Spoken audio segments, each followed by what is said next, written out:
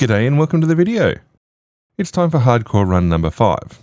No changes from our 4th hardcore run in terms of mod pack modules, shaders and resource packs. Our set tap criteria don't change either, so it's time to head into our new world. Hey, we're in a birch forest. Nice.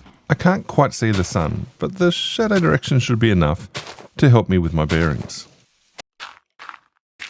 Pillars done, so let's see what's beyond the immediate line of trees. Okay, so there's a significant hill, lots of birch forest, a river, and a dark oak forest hanging out over there. No point wasting any resources, plus it's a safe way back to ground level. Also, clearing a space around spawn is essential for safety and finding base. I go with an avant-garde approach for marking the direction. I think the flowers look very nice, thank you very much. Stone pits, literally under my feet, give quick tool upgrades, but sadly, lack any other resources. Now that I'm moving at ground level, the dark oak forest is disturbingly close, but I'm keeping a respectful distance for now.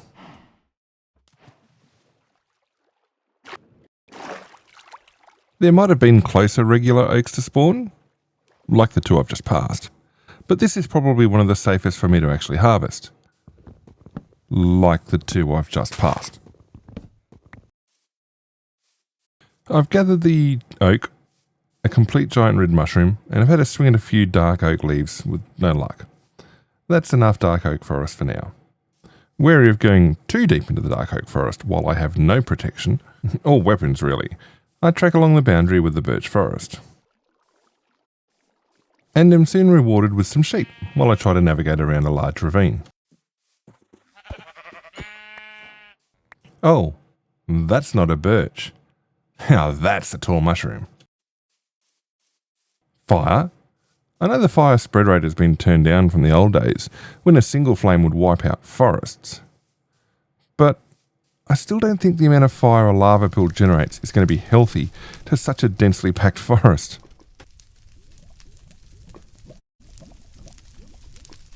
I've already got some red mushroom, so this is the first brown one I've been able to reach. It's not going to be around much longer if I don't harvest it. I should really get up into those leaves if I want the fire to stop. Plus, all those dark oak saplings are going to waste. Well, that's enough firefighting. I only got 2 dark oak saplings for my troubles, but at least there's very little chance of the fire spreading significantly. Tracking back towards spawn and I get a closer look at the ravine I initially avoided. There's some interesting ore deposits that are enticingly close. But before I commit to anything in the ravine, I take the chance to harvest some low-level dark oak leaves, and I'm rewarded with 2 more saplings. My entry to the ravine is slightly more abrupt than I planned for it to be. Well, at least it puts me nice and close to a large coal vein.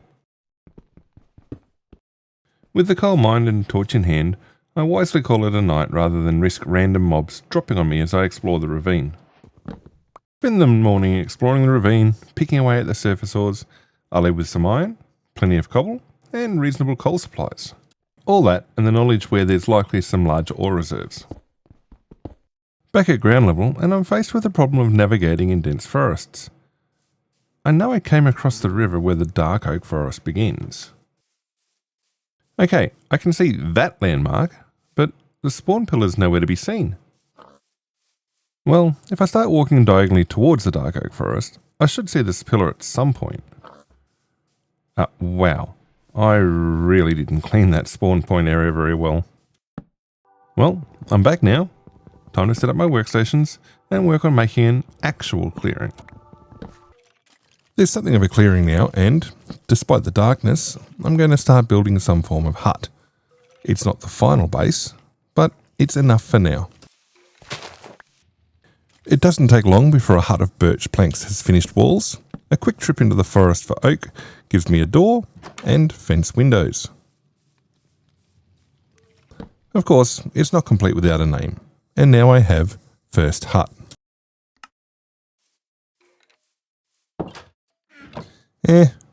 I've made worse bases.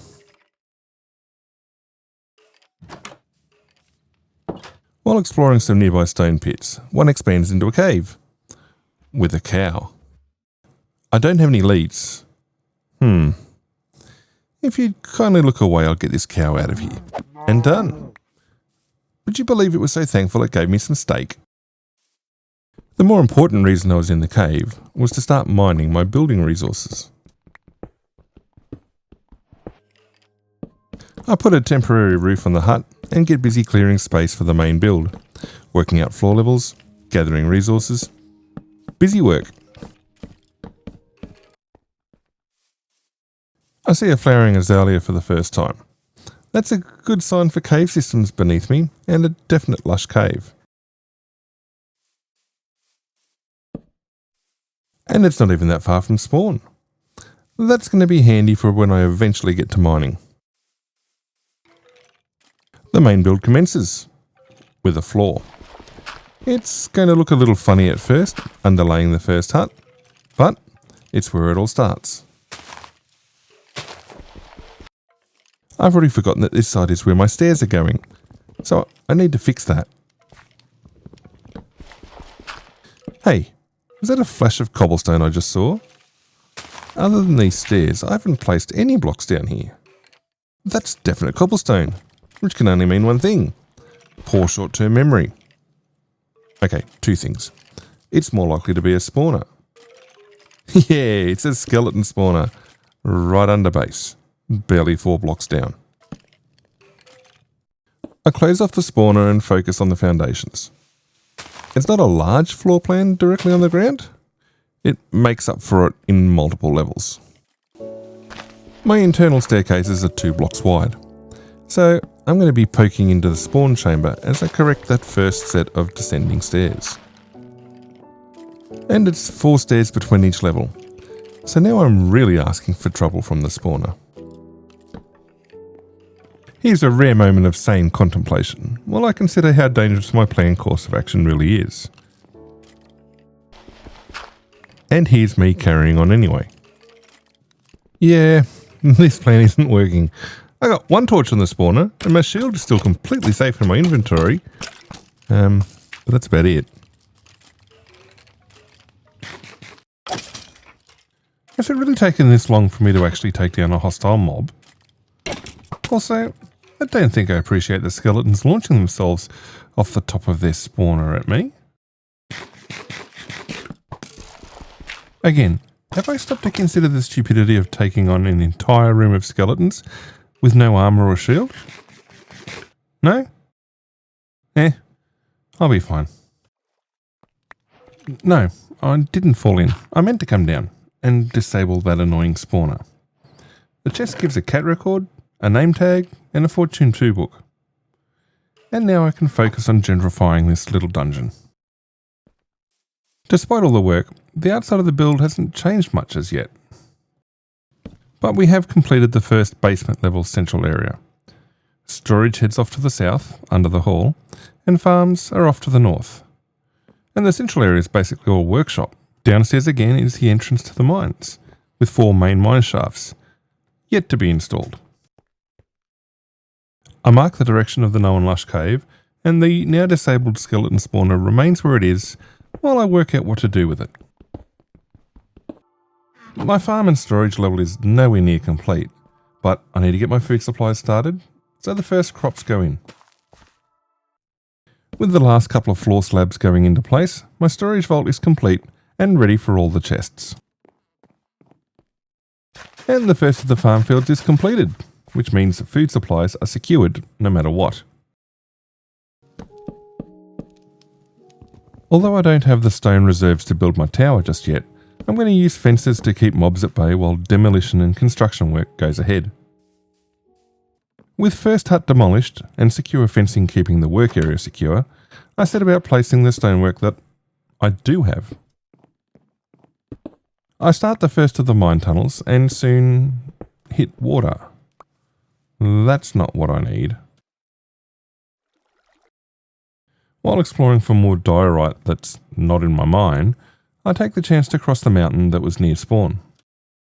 From the top, I get the view of, well, quite a large dark oak forest, and giant spruce off in the distance. A very deep cavern on the other side catches my eye, and the closer I get, the more interesting it becomes.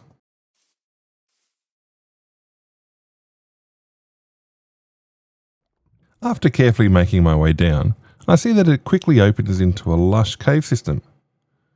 I'm more interested in the available ores first. Moving into the lush caves, I'm surprised by a skeleton. Oh, the rearrangement of gear to fight it leaves me very much in the dark. Eventually I'm smart enough to plant a torch, and things carry on normally from there. Except for the skeleton going back into the darkness, and me eventually ignoring it and going on my way. Yep. Normal.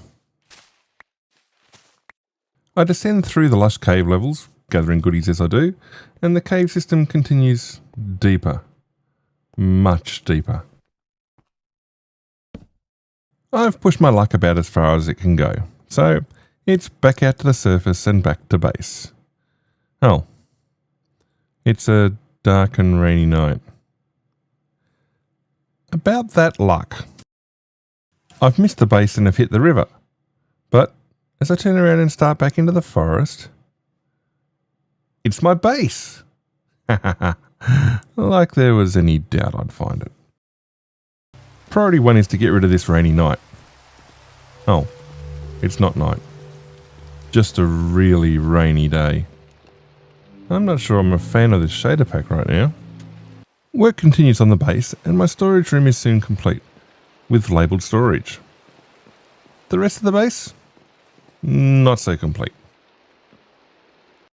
Taking a break from base building, I head back for the azalea, only to wonder if the lush cave I found just before is linked to it.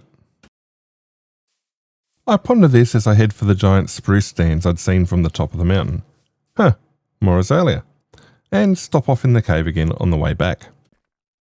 Those oak planks are interesting, but I've got a creeper friend to take care of first.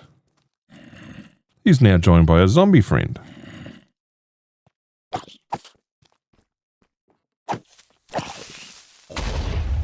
Well, that was unexpected.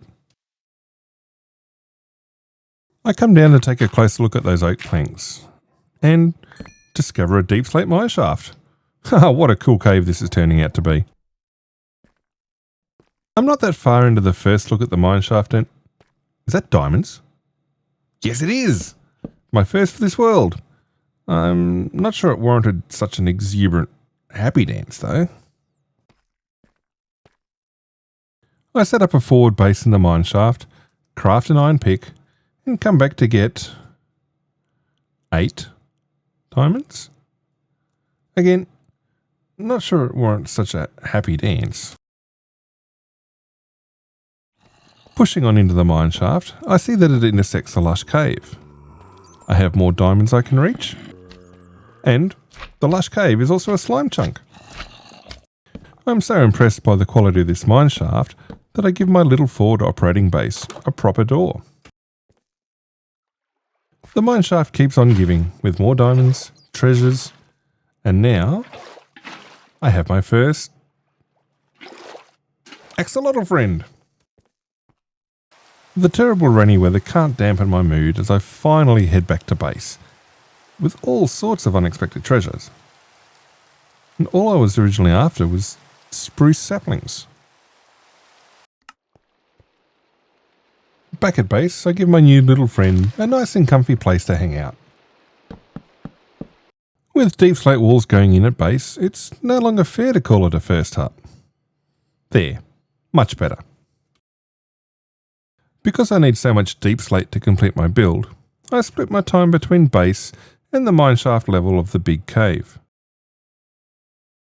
While working through a lush cave segment, I find a zombie spawner that's missing the bottom part of the spawn room.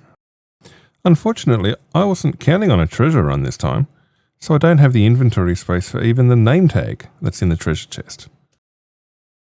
Axel back at base needs a friend or two, so I take the chance whenever I see it to pick up another axolotl. A surprise creeper very nearly ends my run, and it could have been even more catastrophic to that nearby axolotl. thankfully, it survives. You would think I should have learned to wear armour by now. Even just a chest plate.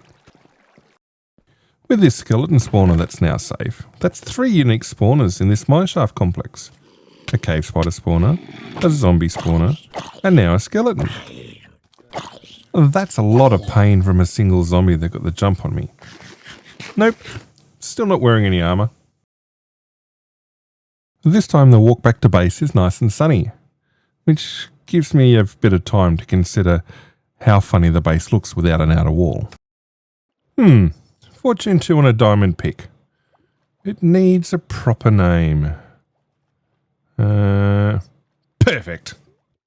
I stopped to check the view while fetching animals for the farm, and to question why I have 7 compasses. The answer is maps. I'm making maps. To save myself the hassle of walking between my base and the mineshaft outpost, I have the bright idea to use nether portals. Despite not having been there yet.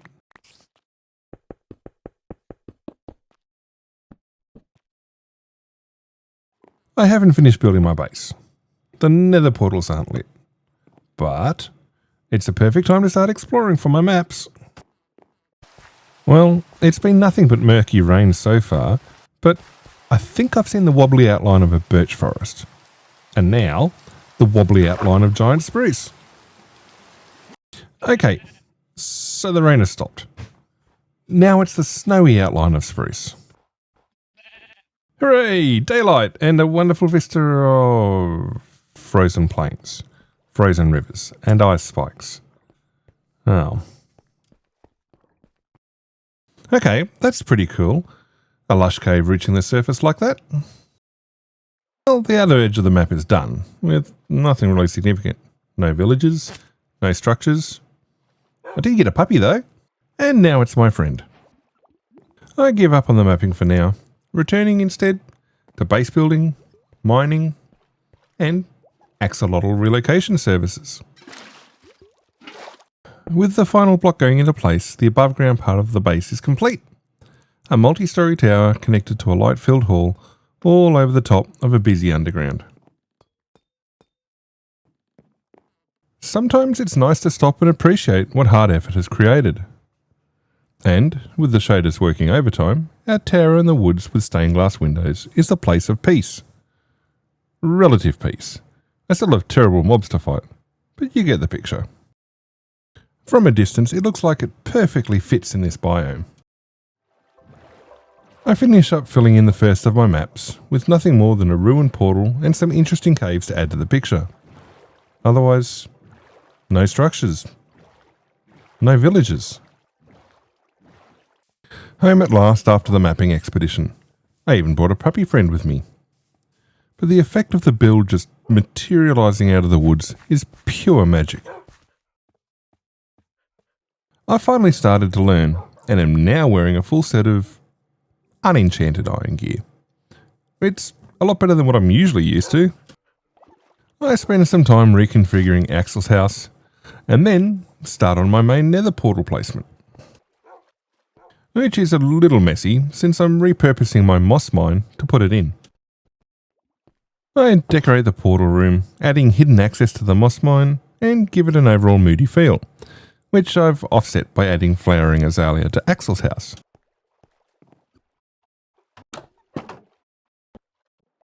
All geared up and loaded with supplies, I get ready to light the portal and set foot in the nether for the first time.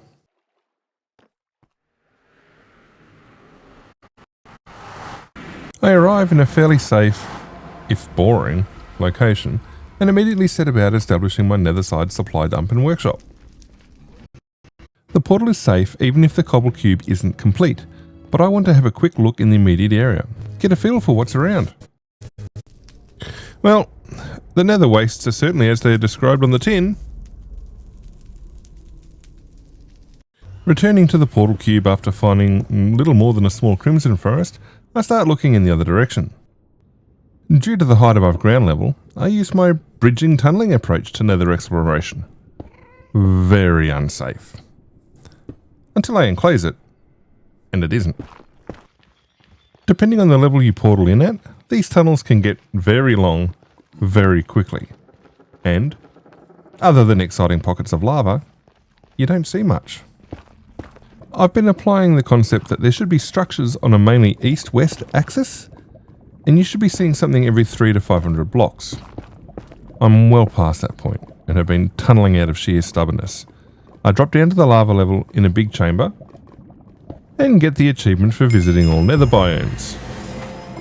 I'd rather visit all nether structures.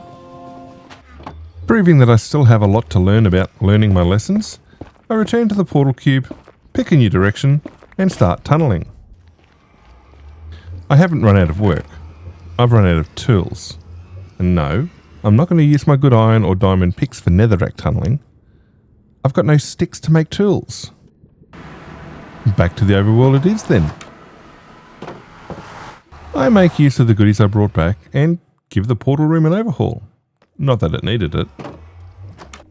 Resupplied with tools and sticks, I return to tunnelling in the nether and am finally rewarded with a fortress. There's a lot of open bridging I need to make safe before I go into the fortress. So, I go back and finish applying my tunnel bridge setup. That keeps me mostly mob safe. Back in the overworld, I revisit my mineshaft forward operating base and get ready to connect that portal.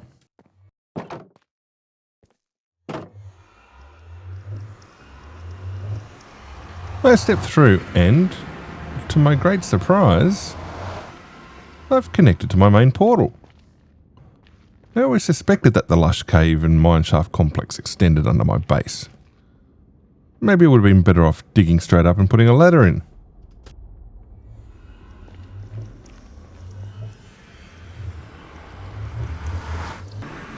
Well, I'm back at my own base, so I guess it worked. At least it works in one direction.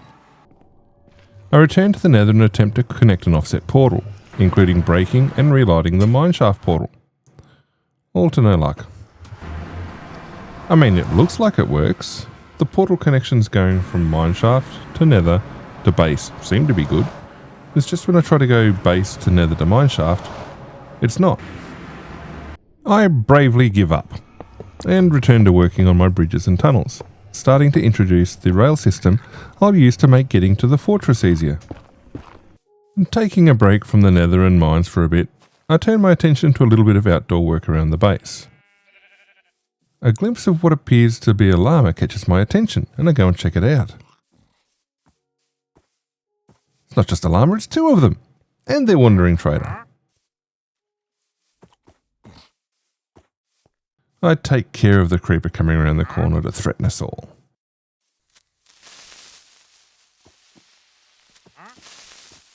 Yeah, that counts as taking care of it.